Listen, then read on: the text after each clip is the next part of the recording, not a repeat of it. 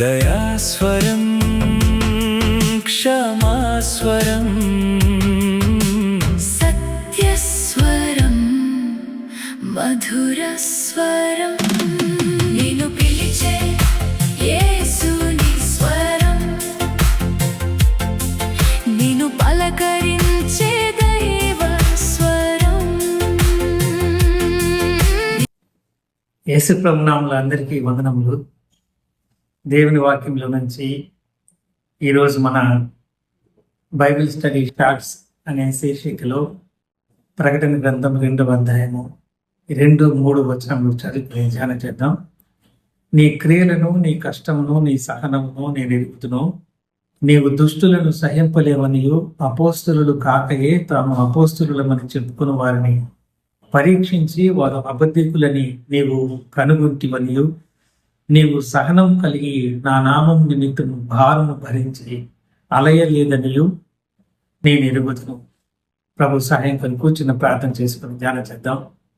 ప్రేమ కలిగిన మా ప్రియ పరలోక తండ్రి, చదువుకున్న లేఖన భాగాలు మీరు నేరుగా వ్రాయించి ఇచ్చినటువంటి తండ్రి, మీరే నేరుగా మాట్లాడేటువంటి ప్రకటన గ్రంథ ధ్యానాలు మేము తెలుసుకొని మీరు ఆఖరి కొరకు సిద్ధపడాలని ఆశిస్తుంటున్నాం. నాయన మాతో మాట్లాడమని, ఏదైనా దిద్దుబాటు ఉంటే దిద్దుకునేటువంటి మనసును అనుగ్రహించమని యేసుక్రీస్తు ప్రభువు పేరట స్తోత్రములు చెల్లించుకుంటూ ప్రార్థిస్తున్నాం తండ్రి, ఆమేన్.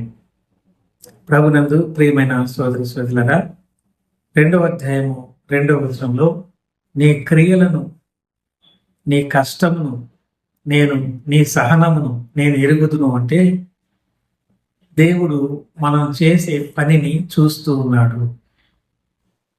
అంటే దేవుడు జీవం కలిగినటువంటి వాడు. ఎందుకు దేవుడు మన వైపు చూస్తున్నాడు, మనం చేసే పనిని ఆయన చూస్తున్నాడు అంటే ఆయన స్వరక్తం ఇచ్చి కొనుక్కున్నటువంటి ఆయన సంఘము కట్టడాలు కాదు, దేవుని ప్రజలైనటువంటి మనమే. కాబట్టి ఆయన మనలను చూస్తున్నాడు, మన పనిని చూస్తూ ఉంటున్నాడు. కట్టడాలు ఎలా ఉన్నాయో ఆయన చూడటం లేదు. సజీవ రాళ్లతో మనలను ఆయనకు సంఘముగా కట్టినటువంటి వాడు దేవుడే. ఆయనకే ఓనర్షిప్ ఉంది. కాబట్టి ఆయన తోటలో, ఆయన సంఘంలో, అనగా ఆయన రక్తంలో విమోచించబడిన సహోదరులు సహోదరులు ఏ స్థలంలో అయితే మందిగా కూడుకుంటారు అక్కడ ఆయన చూపు ఉంటుంది. ఆయన చూచే దేవుడు, మన పనిని చూచినటువంటి దేవుడు అనేది మన మనసులో ఉన్నప్పుడు ఆ మాటలు చదువుతూ ఉంటేనే నేరుగా ఈ ప్రకటన గ్రంథంలో యేసు ప్రభువే మనతో మాట్లాడేటువంటి మాటలు ప్రత్యేకం. భయం వేస్తుంది. నన్ను చూస్తున్నాడు, నేను చేసే పని చూస్తూ ఉన్నాడు, నేను ఏం చేస్తున్నాను ఆయనకు తెలుసు అనేటువంటి ఆలోచన మనలో ఉన్నప్పుడు దేవుని పట్ల ఎంత భయము, భక్తి మనకు ఉంటుంది. ఎందుకు ఆయనకు భయపడాలి అంటే ఆయన పరిశుద్ధుడు గనక ఆయన పిల్లలమైన మనం కూడా పరిశుద్ధంగా ఉండాలని దేవుడు కోరుకునేవాడు. కాబట్టి మనం ఏం పని చేస్తున్నామని బాధ్యతగా ఆయన చూసుకుంటున్నాడు. ఆయన శరీరం ఆయన కాపాడుకోవాల్సిన బాధ్యత ఆయన మీద ఉంది. కాబట్టి ఆయన శరీరంగా పిలువబడుతున్న ఆయన సంఘాన్ని చూస్తూ ఉన్నాడు. ఆ సంఘంలో ఏం పని చేస్తున్నామో చూస్తూ ఉంటున్నాడు. కొంతమంది దేవుని నామం కలిగినటువంటి క్రైస్తవులు ఉద్యోగం చేసేవాళ్ళు, వ్యాపారం చేసేవాళ్ళు, వృత్తి పని చేసేవాళ్ళు ఉన్నారు. అలాంటి వాళ్లకు దేవుడిచ్చినటువంటి ఏ పనైనా సరే శక్తి వంచన లేకుండా కష్టపడి పని చేయాలి. శ్రమ పడడం ఇష్టం లేకుండా, శ్రమ లేకుండా జీతం తీసుకోవడం దేవునికి ఇష్టం లేదు. పనివాడు జీతానికి పాత్ర అని దేవుడు చెప్తున్నాడు. కాబట్టి దేవుని యొక్క పనిని మనం చేసేటప్పుడు శక్తి వంచన లేకుండా మనం చేయాలి. ఉద్యోగమైనా ఏదైనా ఆయన సేవ అయినా కూడా మనం చేయాలి. అది దేవుడు చూస్తూ ఉన్నటువంటి పనిగా మనం మనసులో ఉంచుకుంటే మనం చేసే పనులు సక్రమంగా ఉంటాయి. అంతేకాదు ఆయన మన పని చూస్తున్నాడు అంటే కొన్నిసార్లు సంఘంలో పాపం చేసిన వాళ్ళు ఉంటారు. పాపం చేయకపోయినా పుళ్ళు, కుతంత్రాలు, కుట్రలు చేసేటువంటి వాళ్ళు ఉంటారు. ఇవి మాకు తెలుసు, ఇంకొకరికి తెలియదులే అనే మనసుతో ఉంటారు. అలాంటి వాళ్ళకు కూడా దేవుడు ఏమంటున్నాడంటే నీవు ఏం పని చేస్తున్నావో అది నేను ఎరుగుదును అంటున్నాడు. అంతేకాకుండా నీ కష్టమును నీ సహనమును నేను ఎరుగుదును అంటున్నాడు. చాలా సంఘాల్లో అవుట్ రీచ్కి వెళ్ళి ఎంతో కష్టపడుతూ ఉంటారు. కొన్నిసార్లు ఎన్నో నిందలు భరిస్తూ ఉంటారు, ఎన్నో కష్టాలు పడుతూ ఉంటారు. ఈ కష్టమంతటిని నేను ఎరుగుదును అంటాడు. ఎంతో ఓర్చుకుంటూ ఉంటారు. సహనమును కొనసాగింపునీయుడి అనేటువంటి వాక్యాన్ని ధ్యానం చేస్తున్నాం కాబట్టి ఆ యొక్క సహనాన్ని చూపించేటువంటి వాళ్ళంగా మనం ఉంటాం. అయితే దేవుడు మనల్ని, మన కష్టాన్ని, సహనాన్ని చూస్తున్నాడు అనే ఆలోచన మనకు నిజంగా కనుక ఉంటే మనసులో కూడా మన ప్రక్కన ఉన్నటువంటి సహోదరుని గురించి, సహోదరుని గురించి మనము వాళ్ళ బాగు ఓర్వలేనితనంతో ఉన్నప్పుడు అది కూడా దేవుడు చూస్తాడు. దేవుని యొక్క వరములు భిన్నంగా ఉంటాయి. ఎవరికి దేవుడు ఏ వరం ఇస్తే అందులో శక్తి వంచన లేకుండా వాళ్ళు పనిచేసే వాళ్ళుగా ఉంటారు. కాబట్టి ఆ లోపల ఉన్నటువంటి సణుగును కూడా ఆయన చూచేటువంటి దేవుడుగా ఉన్నాడు. కాబట్టి మనం ఎంతో జాగ్రత్తగా ఉండాల్సినటువంటి వారు. ఇంత స్పష్టంగా ప్రకటన గ్రంథంలోనే నేరుగా దేవుడు మనకు వ్రాసినటువంటి ఉత్తరంగా మనం భావించాల్సినటువంటి అవసరత ఉన్నది అని మనం చూస్తుంటున్నాం. నీవు దుష్టులను సహింపలేమనియు అపోస్తలులు కాకయే తాము అపోస్తలులమని చెప్పుకున్న వారిని పరీక్షించి వారి అబద్ధికులని నేను కనుగొంటివనియు నేను ఎరుగుదును అంటున్నాడు. అంటే సంఘంలో దుష్టులను సహింపలేము అని, దుష్టత్వం చేసేవారిని దుష్టత్వంతోనే మరణిస్తే నేను సంతోషించేవాడిని కాదని చెప్పి దేవుడు చెప్పాడు. మనకు కూడా సంఘంలో దుష్టులుగా ఉన్నటువంటి వాళ్ళని సహించలేనటువంటి పరిస్థితి మనకు ఉంది. అది కూడా నేను ఎరుగుతున్నాను. అది ఒక రకంగా మంచిదే.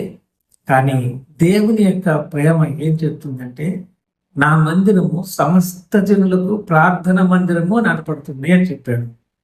రావడానికి ఎవరైనా రావచ్చు. అందులో అన్ని రకాల వాళ్ళు ఉంటారు.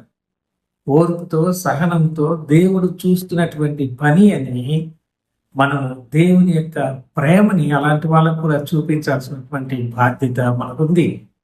కట్టడం సొంతం కావచ్చు, కానీ సంఘము నీది కాదు, నాది కాదు, అది దేవునిది.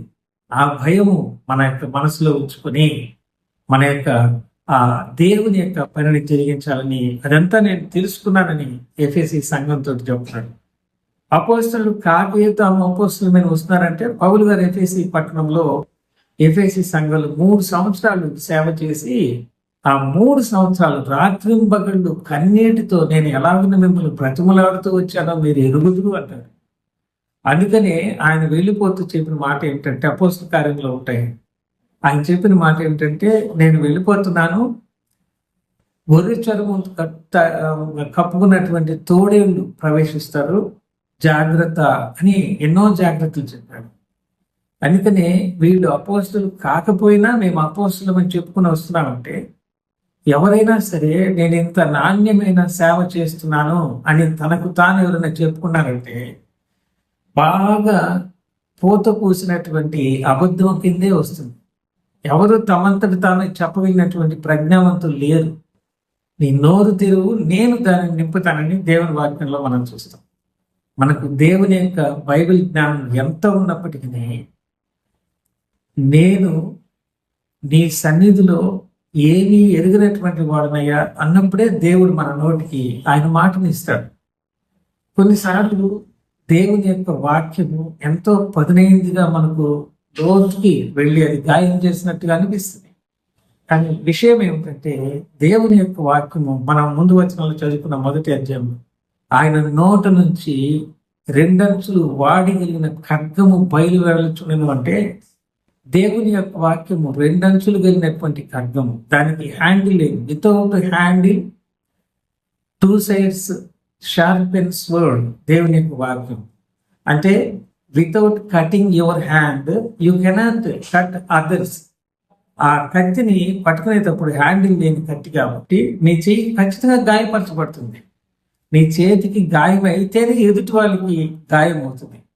అంటే దేవుని యొక్క వాక్యము నీ హృదయంలో గాయం చేసి నిన్ను బాగు చేసినప్పుడే ఎదుటి వారికి అది బాగు చేసేది కావడం. నీకు నువ్వు బాగు చేసుకోకుండా ఎదుటి వారిలో తప్పులు పడుతూ ఎదుటి వారికి గాయాలు మన వాక్యం ద్వారా మరి వారిని సరిచేద్దాము అనేటువంటి విధానము సరికాదు. అదే ఇక్కడ దేవుని యొక్క వాక్యంలో ప్రకటనలో మనం గమనిస్తూ ఉంటాం.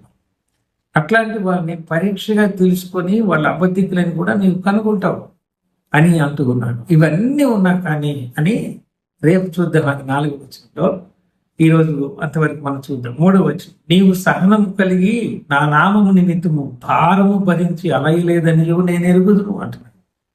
ఎంత మీటింగుల మీద మీటింగులు, అవుట్ రీచ్లు, సువార్త, గాస్పుల్ ట్రాక్స్ డిస్ట్రిబ్యూషన్, ఎన్నో కార్యక్రమాలు చేస్తూ ఇన్ని చేస్తూ ఉన్నా కానీ లోపట మనసులో నీకున్నటువంటి హృదయం ఎలాంటిదో, నీవు చేసే పని ఎందుకు చేస్తున్నావు, ఎలాగ చేస్తున్నావు అది నేను ఎరుగుదును అని ప్రభు తెలియజేసినట్టుగా నేను మనం చూస్తుంటున్నాం.